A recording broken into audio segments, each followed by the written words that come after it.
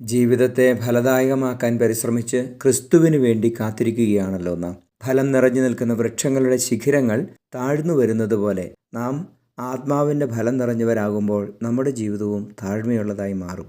എളിമ വെറുമൊരു പുണ്യമല്ല, ഒരു സ്വഭാവമാണ്, സ്ഥായിയായ ഒരു ഭാവമാണ്. എളിമ എന്നത് വെറും ലാളിത്യമല്ല, അഹം ഇല്ലാതാകുന്ന അവസ്ഥയാണ്, സ്വയം ശൂന്യമാകലാണ് അത്. ക്രിസ്തുമസ് തന്നെ എളിമയുടെ ഉദാത്തമായ ഒരു ഉദാഹരണമാണല്ലോ.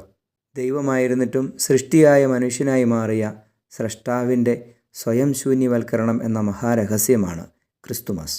കൃപ നിറഞ്ഞ മറിയത്തിൻ്റെ താഴ്മയെ കർത്താവ് കടാക്ഷിച്ചതുപോലെ കൃപയുടെ നിറവിൽ ആത്മഫലം ചൂടുമ്പോൾ നാമും താഴ്മയുള്ളവരായി മാറും. അതായിരിക്കും നമ്മുടെ യഥാർത്ഥ ക്രിസ്തുമസ്. അഹവും അഹങ്കാരവും വെടിഞ്ഞ് എളിമയുള്ളവരായി മാറുവാൻ നമുക്ക് പരിശ്രമിക്കാം. ഔദ്ധത്യം വെടിഞ്ഞ് എളിമയുടെ തലത്തിലേക്ക് നമുക്ക് ഇറങ്ങി വരാം. ശൂന്യമാകാൻ വിട്ടുകൊടുക്കാം. ഈശോ അനുഗ്രഹിക്കട്ടെ. Ave Maria.